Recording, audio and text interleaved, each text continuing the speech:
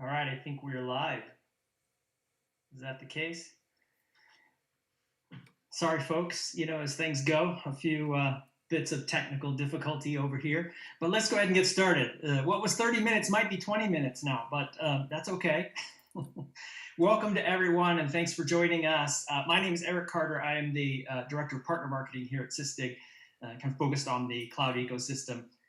Today, we are going to focus on runtime security with AWS. And let me go ahead and share my screen so you have the opening visual here.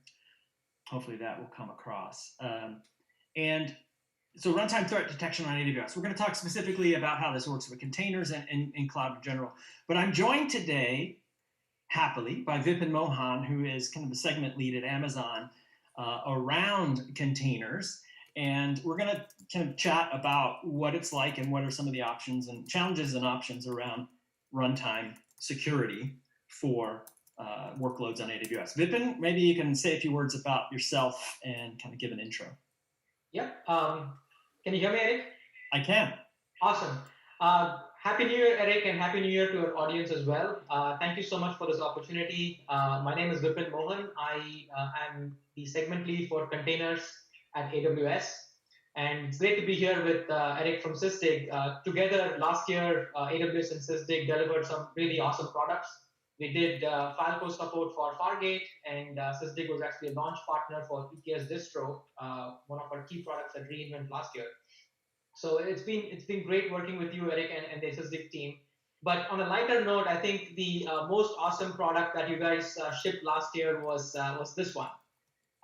The containers, Cards Against Containers party game. It was a lot of fun. Thank you so much for shipping it out to me.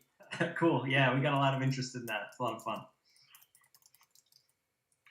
Well, awesome. So we're going to get started. I want to encourage the attendees, if things are working, to ask questions. You have sort of the interface there, and actually we're going to try and ask you some questions along the way, and I'll suggest how to go about leveraging the interface to kind of respond to us in that regard. So let's kick off. And Vipin, one of the reasons we have you here is because AWS has done a significant amount of work in the container space, right?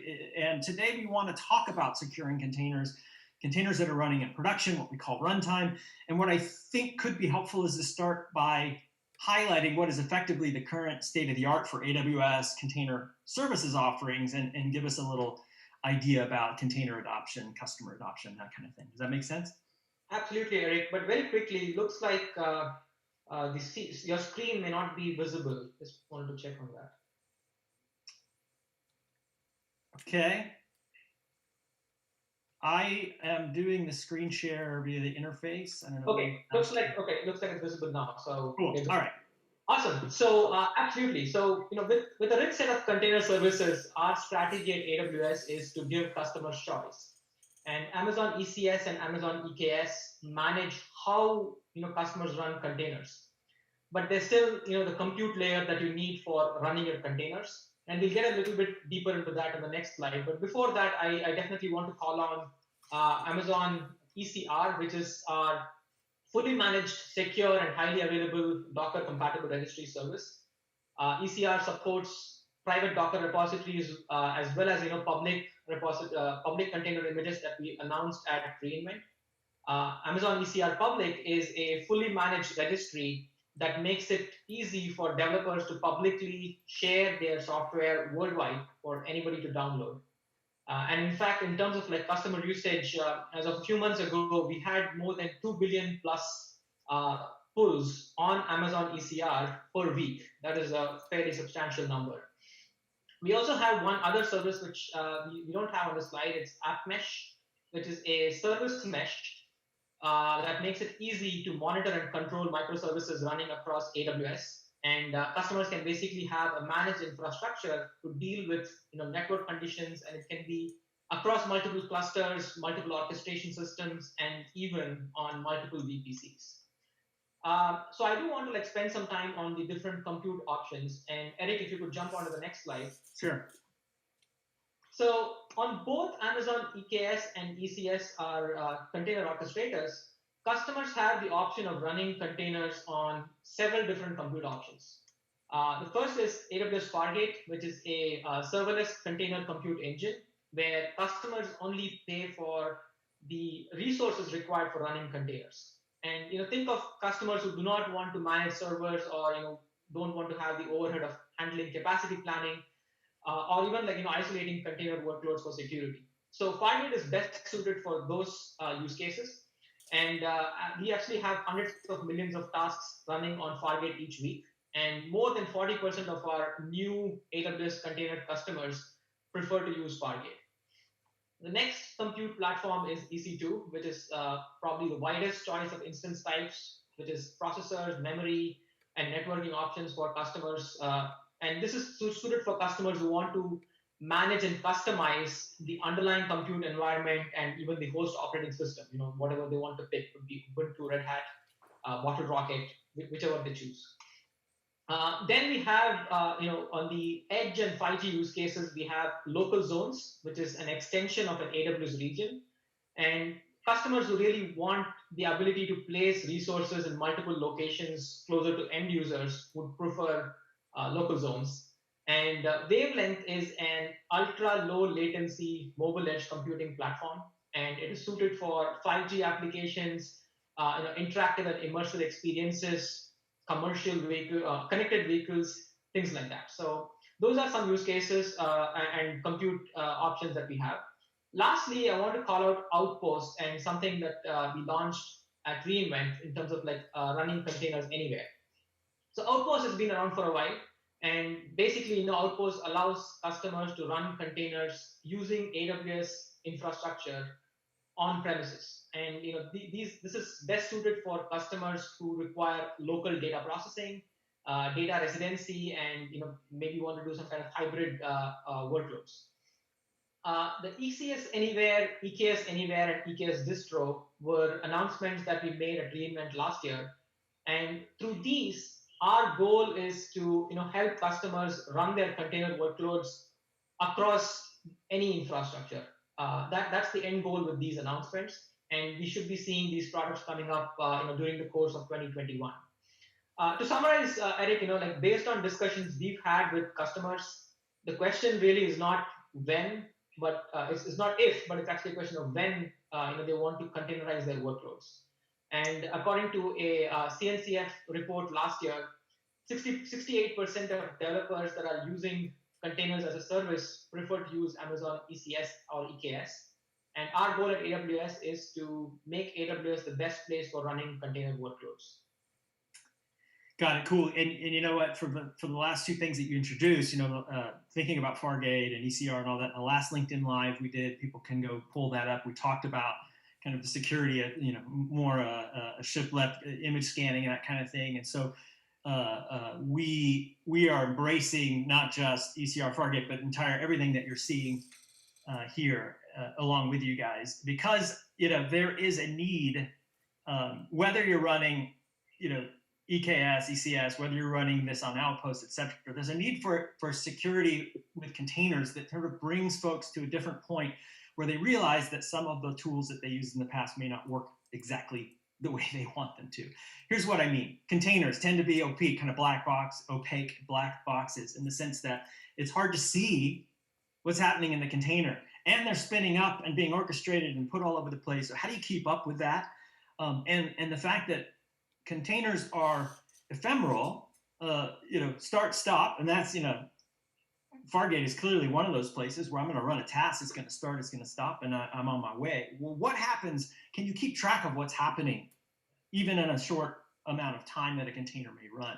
And so these are some of the things, including being able to just understand where in my Kubernetes environment something, may have unexpected behavior may have happened. And so these are really some of the challenges that we've seen in terms of securing containers when they're running in production, right? And so I think before we fully move on, I wanted to just pose a quick question to the audience. Let's see if this works.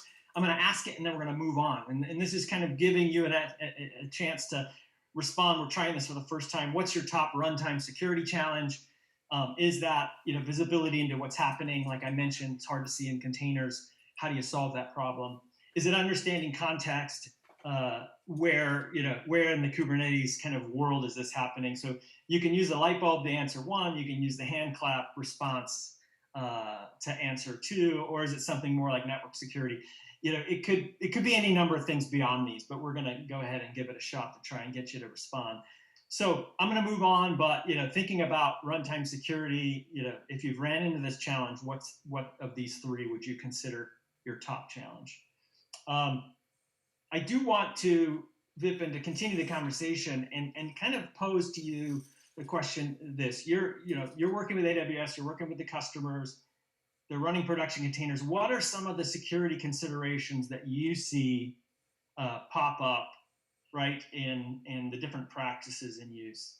And I think we have a visual here that might help you tell that story. Does that make sense? Yeah, absolutely, Eric. If you could jump on to the next slide. Yeah. Yeah. So this picture is what I call the onion diagram, and huge thanks to my colleague Michael Hossenblast, from whom I borrowed this.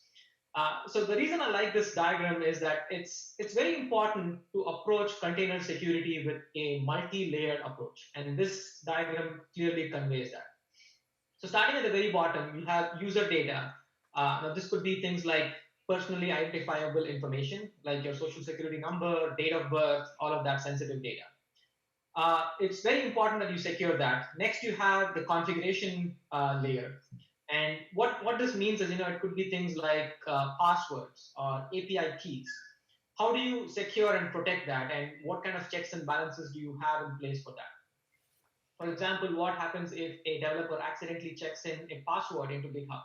Do you have a check in place before that could happen, or do you have something to handle that retroactively? It's important to make those considerations. The third layer is the code, and which is what developers actually write. And what I mean here is, it's important to have practices to sanitize user inputs, do some kind of runtime or static code analysis, things like that. The fourth layer is a really broad domain. It's the dependencies. And if you think about it, a lot of developers use dependencies like libraries, packages, in frameworks, or runtime dependencies. And it's very important to make sure that you're pulling these dependencies from reliable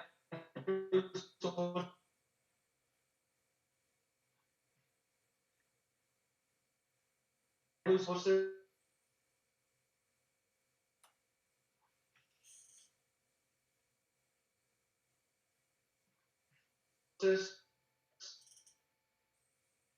Or even scanning them for follow OCI standards. And the principal idea is that containers are immutable, like Eric was mentioning a little while back. So you don't really exec into a running container and change something. And it's also important to understand that containers are not virtual machines. And the reason that's important is that because multiple containers could share the same kernel, and that's a consideration that you need to keep in mind. And lastly, you have the actual host on which the container runs. And here it's important to consider whether you're using a full-blown Linux distribution, or if you're using a container optimized distribution like BottleRocket, for example. So in summary, it's important to make sure that you have all of the considerations before you actually run containers in production from a security perspective. And at the same time, AWS has a shared security model wherein AWS takes care of security off the cloud, the foundational services, compute, storage, all of that, and then the user takes care of security in the cloud, which is customer data, platform, application management, and all of that stuff. So diving deeper into runtime security, which is our core topic for today. So what is runtime security? Runtime security detects abnormal behavior that could indicate that your container has been compromised. And you need to be able to create and maintain runtime policies that observe workload behaviors for anomalous activities and block any threats that may not be caught in your CI/CD or registry scanning. Some examples of things could be like a zero-day vulnerability or non-public vulnerabilities that are specific to the software that you're running. It could be like software bugs that cause erratic behavior or resource leaking. Or it could even be like some kind of internal privilege escalation attempt or any kind of hidden or embedded software. So we'll talk a little more, but no, I'll hand it off to Eric over here now. Yeah, when you talk about runtime, it's like for me, it's all those things that we couldn't have predicted just by doing image scanning, right? Yeah, we can find vulnerabilities there, but 0 day is like, this is a new thing, a new threat, right? And so, yeah, we want to introduce today because I think one of the things that we've been working on together is embracing how to do this, and potentially how to do this in part by embracing open source, right? So let's introduce Falco because this is one method, right, for achieving that visibility into what's happening with containers in production, right? And Falco is an open source project that was originally began by Sysdig, but it's now a part of the CNCF. It was donated there, started a sandbox, and now it's what's the next level within its incubation, right? So I want to say again a huge thanks to my colleague Jonah Jones who actually helped me put this slide together. And Eric, like you're rightly saying, a lot of runtime security is about what did we miss, in the image scanning step, and it could be things like file integrity monitoring. For example, what do you do if a bad actor writes up a cron job that makes a container download a malicious script? So how do you pick up the script and alert the user before anything bad happens? So I think that's where Sysdig's solution to provide out-of-the-box policies, configuration checking, and alerting owners to ensure that they respond quickly is extremely important. So Sysdig leverages the CNCF Falco project, which is an open source detection engine for monitoring anomalous activity on hosts and containers at runtime. It is a fantastic example of a tool that needs deep instrumentation. So Falco is a behavioral activity monitor designed to detect any kind of ambiguous activity in your applications, and it lets you continuously monitor and detect any kind of activity. Could be network level, at the host level, at the application level, with a set of rules.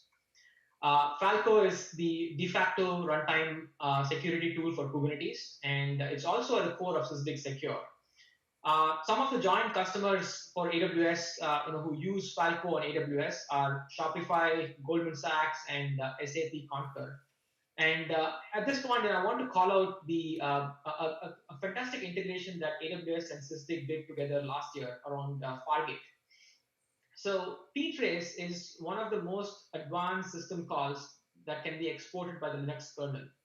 And one of the cool features of ptrace is the ptrace syscall, which allows a process to stop another upon execution of a system call. And since services exposed by the OS, like file I/O or networking, can be accessed to system calls, now this allows us to build a deeper integration with Fargate and Falco.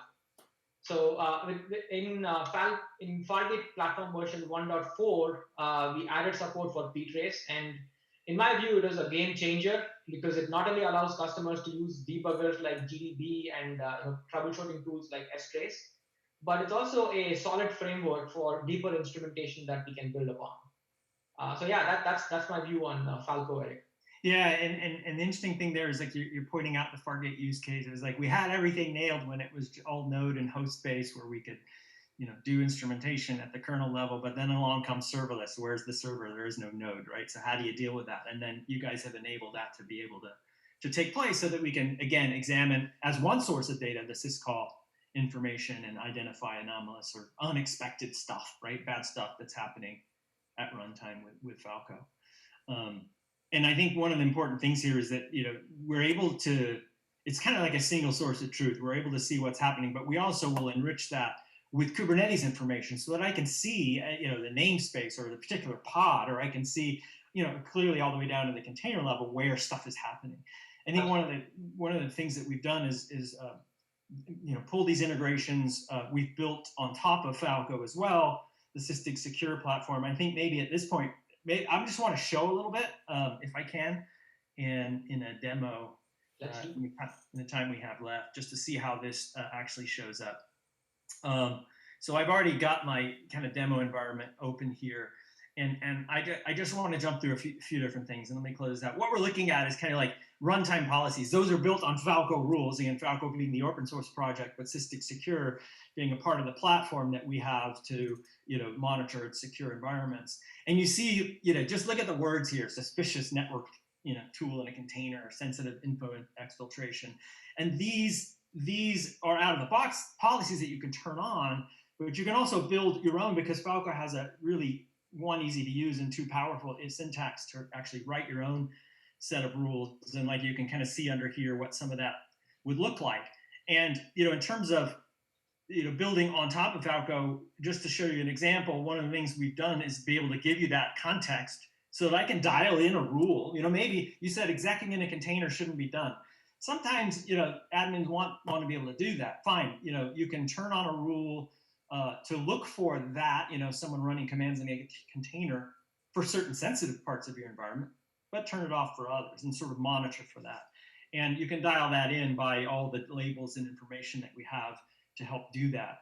And then you can do things like, hey, when this thing triggers, kill this container, right? Let's not continue that activity that we deem to be harmful. And that, you can kill or stop or kind of basically quarantine a container. And then you can do things like take a capture file, which is a dump of rich system call information that you can go through later for forensics, for incident response, right?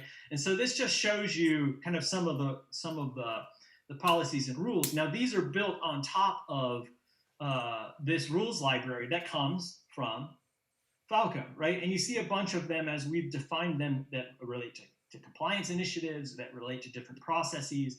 And you can either build from these or, kind of roll your own. One of the interesting things here that you see, if I go back, is that in addition to container details that we're looking for, or kind of, activity we're looking for at a runtime level, there are other data sources we look at. Kubernetes audit logs, and most recently tapping into AWS CloudTrail so that I can actually monitor cloud activity that's kind of unrelated to the containers, but more related to things like permissions on IAM or other application API calls and things like that. So all of these sources of information, system calls, CloudTrail events, and so on, can give you the complete picture. And so we have that kind of at our disposal to use as yet another data set on which to monitor.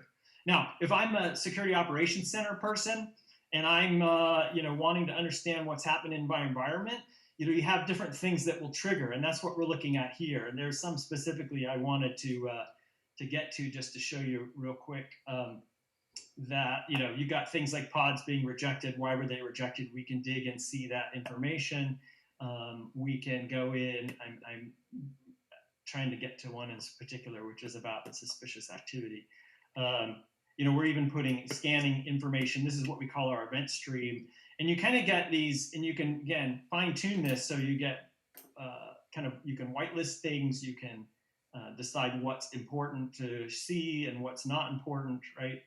And if we go into any one of these things, like here's the one I was looking for, launch suspicious network tool in a container. Sounds pretty bad to me, right? We can go in and see the evidence of what was happening, right? And for instance, we're telling you which are the rules that this violates. Am I in trouble, kind of, so to speak, when this happens against some compliance standards or whatnot? Where did it happen, right? We're giving you the details down to a fine-grained level, all the way through, cluster, the namespace, the deployment, the pod, et cetera, right? And you got that information, but you can also go in and look at an activity audit, which is going to give you things like what were the files being touched during this violation? What were the network activity going on? And even things like, you can look at even things like commands that were being ran, right? And so it's kind of this tooling. Now that container may no longer be running, but I still have this. And so I'm able to, by setting up policies, I'm able to detect the things that I deem are important to not have happen in my environment. I can view those events centrally. I can see an activity audit. And then we won't look at this today, but I can go further with these capture files so that in case I need it, I've got things like commands, user, network history, file IO, and I can reconstruct all that information. How does that happen? It happens because we have these rich data sources, right? And the richest of them being kind of that system call level that we are able to apply, right? So between system calls, things like CloudTrail events, things like Kubernetes audit logs, we're doing giving you a better and complete picture, and putting that as well in the context of Kubernetes, which is kind of what we see here, right? Which is I want to look at my Kubernetes deployments, right? And that is to have, I may be the Java app owner and I can go in and see what happened in and around my event. Guess what? Nothing bad's happened to my Java application, so I'm good to go, right? Yeah. So pretty effective way to kind of filter through, be able to decide what you want to build, how you want to do it. You know, we give you different ways to view things from an AWS ECS level, AWS level, etc. So I think given the time and the late start, I'm going to stop here. I just wanted to give a flavor of what we have in store. We were going to ask another question, but again, based on time, I think I'm going to skip through that. And let's just kind of do some recap here for a moment. I'm going to put this down. Hang on. Let me stop my share and get back over here. There, I can see you now, Vipin. I had the whole time I couldn't see you. Now I can. All right, so one thing, if we have any questions, maybe one of our helpers can lob that into the chat. Really what we wanted to look at was, hey, what is at my disposal today, right, with AWS and containers, right? And you've outlined that. And all the goodness that's there, all the security that's around AWS Cloud is helpful. But like you said, when I'm running things and part of the shared responsibility, we need to be looking after things like runtime security. That's what Falco, that's what Sysdig Secure can bring to bear, right? And I don't know if you have any more thoughts on the totality of this, Vipin, but I'll give you a moment so I can take a breath. Yeah, absolutely, Eric. Thank you for the demo. It was like really cool. So I think in summary, security should be job zero, and it's best, if customers can follow a DevSecOps mindset, wherein security is ingrained into their DevOps practices, and it's not an afterthought.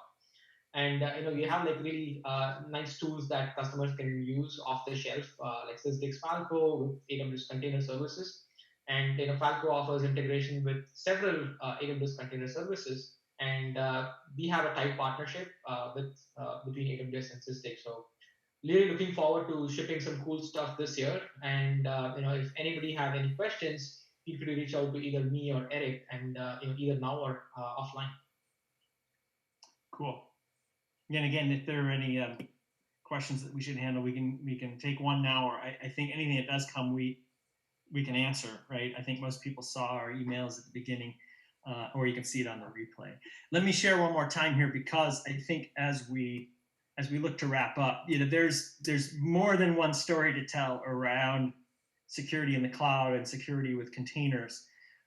Previously, I mentioned we talked about image scanning with ECR, with Fargate, and how that works. Today, we talked a little bit about kind of the AWS portfolio with runtime security. One of the options, or really two of the options, Falco open source, Sysdig Secure built on open source. We're going to come back and do it again. And every time we do this, we're going to work out the kinks, I hope, right? And we have 3 topics we're interested to know if you want to talk about, right, or see next. And again, you can use those reaction buttons, light bulb, hand clap, or chin scratch. Would you like to see us talk about NIST or SOC 2 compliance in general in the container environment? If so, hit that light bulb. Would you like to see us talk about network security with containers? So if you go back just a few months, we introduced some network security built on Kubernetes policies. We believe always use what Kubernetes has and make it better if you can. And so we'd love to showcase that. Or incident response and forensics. You saw me show a little bit the audit logs, and that gives you one sense of what you can do to see the details of what happened. We also have those capture files, which I didn't show. We'd love to come back and show that at some point. I believe we'll cover all these eventually, but let us know what's most important to you. And then let's do this, some calls to action. Vipin, still today and tomorrow, right? And is it the next day? What day is today? 12, 13, 14. The virtual reInvent is back on and running, right? We're there as Sysdig. Of course, AWS is there. We'd love to give you a demo that's more full-fledged than my 5-minute demo. You can do that, and I think the link is here, and hopefully we drop the link in for you guys. But you can go and check out our virtual presence there, Sysdig's virtual presence at AWS reInvent, and get that, right?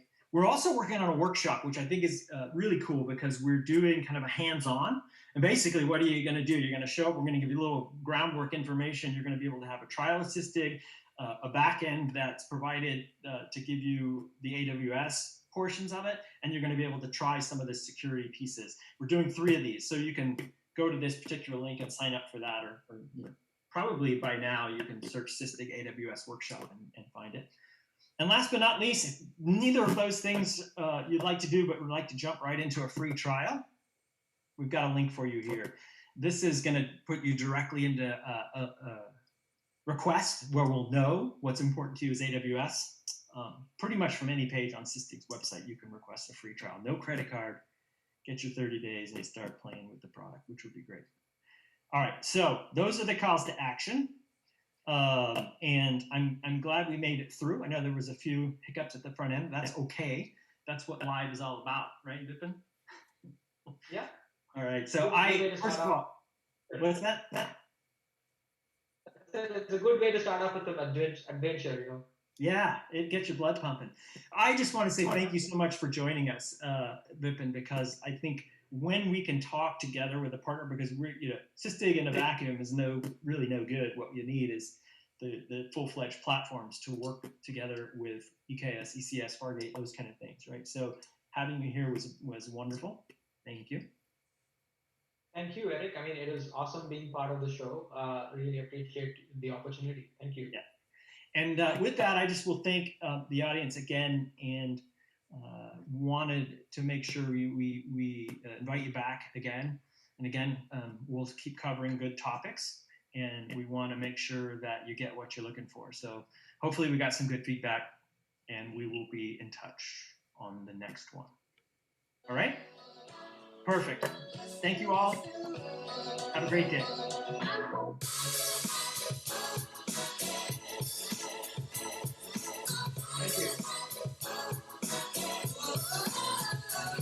Thank you.